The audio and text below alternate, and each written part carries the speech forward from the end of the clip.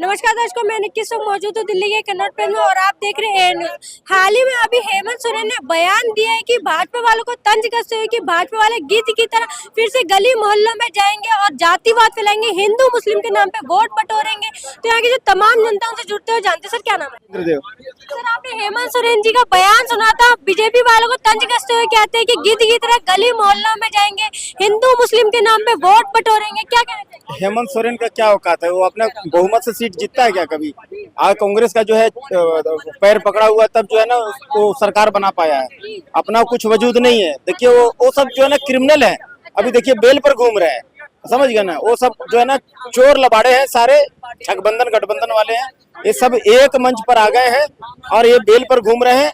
आने वाला समय में जो है ना भारतीय जनता पार्टी का परचम लहराएगा पूरा चारों तरफ राम राज्य छा जाएगा। जहाँ जहाँ हिंदू बहुल क्षेत्र है, हिंदी बोली जाती है, हिंदी भाषी है, वहाँ भारतीय जनता पार्टी आंख मूंद के आएगा। बार बार इनकी झूठ की राजनीति नहीं चलेगी। सर लेकिन ये तो कहते हैं खरीद फिरोद करके भाजपा अपनी सरकार बना पाती है, जनता के समर्थन से तो आज तक इनकी सरकार नहीं बनी है। अभी भारतीय जनता पार्टी बहुमत से आएगा ना, फिर यही वाला रोना रोएंगे खरीद फरोख्त। इनका आदत हो गया है, कभी ये पर बोले ईवीएम पर सवाल उठाएंगे, कभी कहेंगे कि जबरदस्ती ईडी और सीबीआई परेशान कर रहा है, हम चोर नहीं है। जब सारा प्रूफ मिल जाता है, सबूत मिल जाता है, तब ये नाटक करते हैं। तो ये जो है ना अब इनके चलने वाली नहीं है, दाल गलने वाली नहीं है।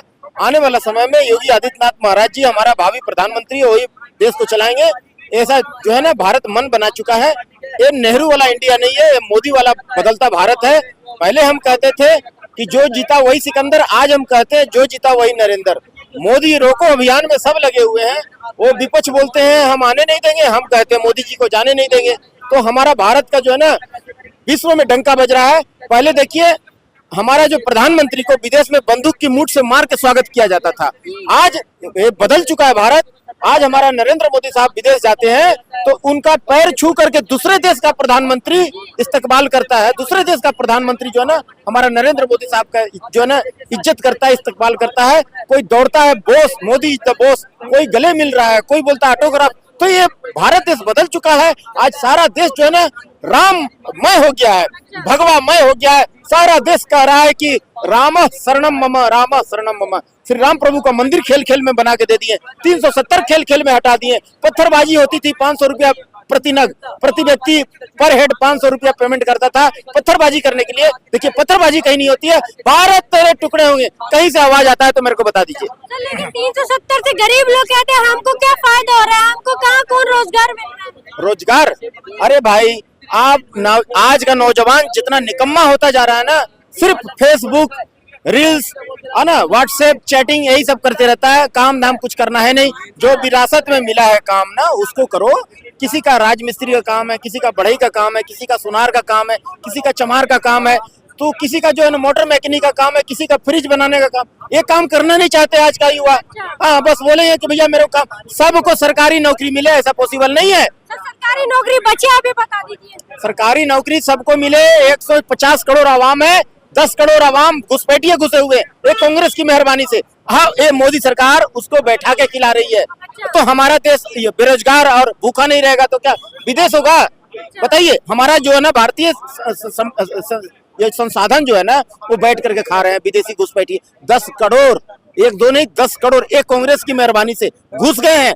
और ये मोदी जी को हम तो लंगड़ा बना दिए, बैसाखी पकड़ा दिए। वो त्वरित फैसला नहीं ले पा रहे हैं, कड़े फैसला नहीं ले पा रहे हैं। वो तो कहे थे कि 400 सीट, तो 400 सीट नहीं दिए। अगर कुछ भी अगर इलीगल हो रहा है भारत में तो उसका जिम्मेदार हम खुद हैं।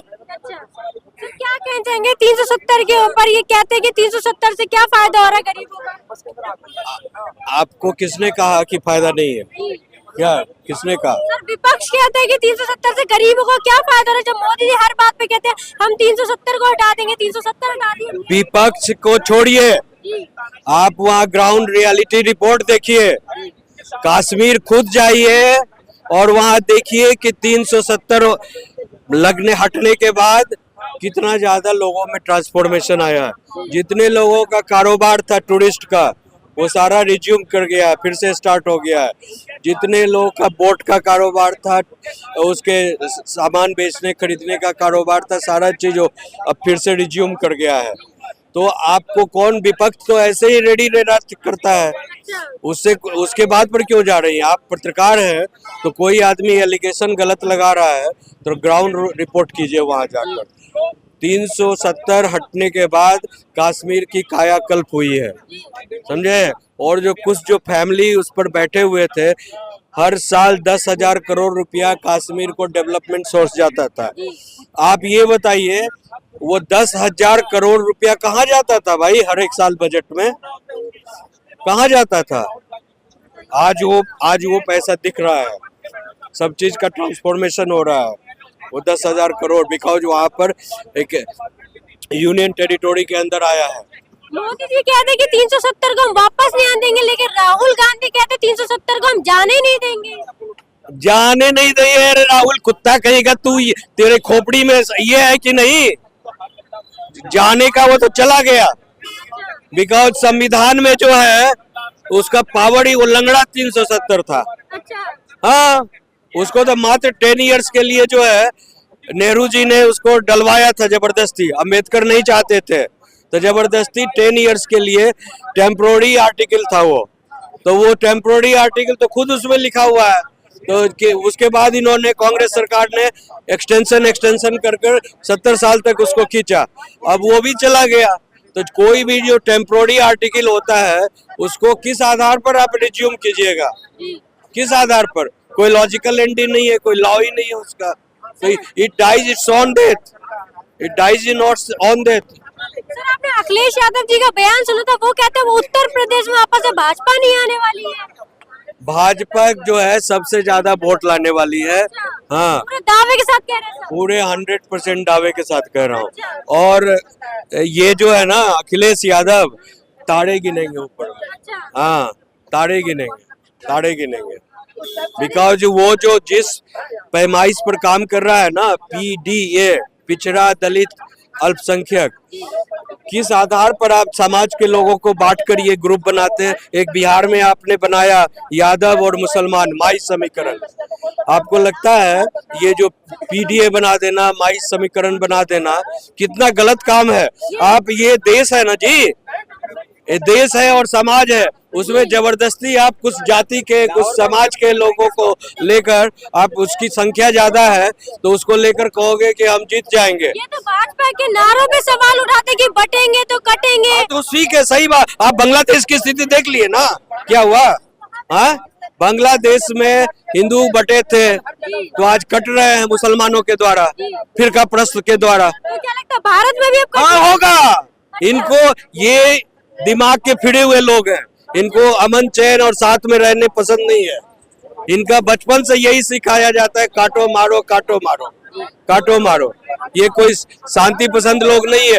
अभी तक 1400 साल पहले जो इनकी अरब से यात्रा स्टार्ट हुई, और आज जो 1400 साल में इन्होंने 57 देश बना लिया।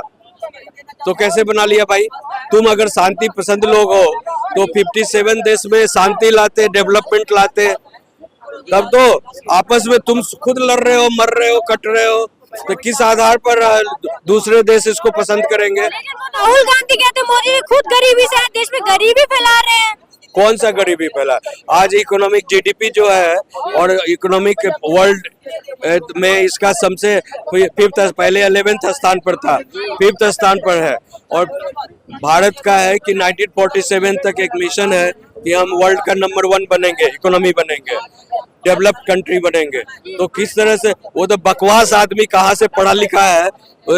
मतलब हम लोग के यहाँ जो कहता है कि बोड़ा छाप बच्चा, बोड़ा छाप मतलब जो बेचारा को, जिसको पढ़ने लिखने का चांस नहीं मिलता अच्छे स्कूल में, तो हम लोग कहते हैं कि बोड़ा छाप से पढ़कर आया है कि लालू यादव का वो कौन सा था, लालू डिवीजन नहीं, वो जो बकरी चराने वाला डिवीजन है, चरवाहा विद्यालय से पढ़कर आया है, समझे? वही है। हमको लगता है ये राहुल गांधी जो अखिलेश यादव, दोनों की पढ़ाई एक ही हुई है। भैंस के सींग पर बैठकर लेफ्ट को राइट बता देना, राइट को लेफ्ट बता देना, इसीलिए वो कहता है, इसीलिए उन्हें वो कहता है कि इधर हम ऐसा मशीन बनाएंगे कि इधर से आलू डालो, उधर से सोना निकलेगा। आटे को लीटर में तोलते हैं और आटा को लीटर में तौलता है। इसका बाप जो है ना, जब बिहार गया था राजीव गांधी, तो बेगूसराय में गया था, हम लोग भी साथ में थे उस समय, राजीव गांधी के साथ बैठे हुए थे, समझे। तो उसका वो लाल मिर्ची जो है, वहाँ किसान लोग जो है वो मिर्ची सुखाने के लिए, बिकॉज खेत में नहीं सुखा सकते हैं, पक्का मकान कम होता है, तो उन्होंने रोड पर ही मिर्ची सुखाते हैं। तो वहाँ क्या बोलता है, एक किसान ने कहा ये क्या है, तो उन्होंने कहा कि ये तो लाल मिर्च है सर, हरा मिर्च और लाल मिर्च में फर्क ये है कि लाल मिर्च महंगा बिकता है, समझे। तो वो राजीव गांधी क्या बोलता है वहाँ, कहता है कि आज मैं अनाउंस करने जा रहा हूँ सारे किसानों से कि सभी किसान लाल मिर्च ही पैदा करेंगे, हरा मिर्च पैदा नहीं करेंगे। तो जिनको इतना संबंध में नहीं है कि भैया मिर्च तो हरा ही पैदा होता है, सूखने के बाद उसका कलर लाल होता है, रंग लाल बदलता है, तो वो देश क्या चलाएंगे और वो किसानों की स्थिति क्या बदलेंगे, देश की स्थिति क्या बदलेंगे। लेकिन वो तो मोदी जी को कहते हैं, उनके पास डिग्री नहीं है, वो कैसे देश लेंगे। हम तो पढ़े लिखे सरकार है एक तरफ है सारी। किसको डिग्री नहीं है, ये मोदी जी की डिग्री पे सवाल उठाते हैं ये तो। इस पर तो हाई कोर्ट ने और सुप्रीम कोर्ट ने उल्टा डांटा कि नहीं। केजरीवाल ने सवाल उठाया था ना, तो केजरीवाल ने इसकी तो सुप्रीम कोर्ट ने लताड़ लगाई कि ये तुम्हारे पास कोई सबूत नहीं है, जांच पड़ताल में सब फेयर निकला, सत्य निकला। तो ऐसा है कि कुछ फिरका प्रस्त लोग जो देश में हैं, जो देश को बर्बाद करना चाहते हैं, टुकड़े टुकड़े बांटना चाहते हैं, वही लोग इस तरह के सवाल उठाते हैं मोदी के खिलाफ। तो ये थी यहाँ पे तमाम लोगों की निजी अब तक ले फिलहाल इतने ही। देखते रहिए एयर न्यूज।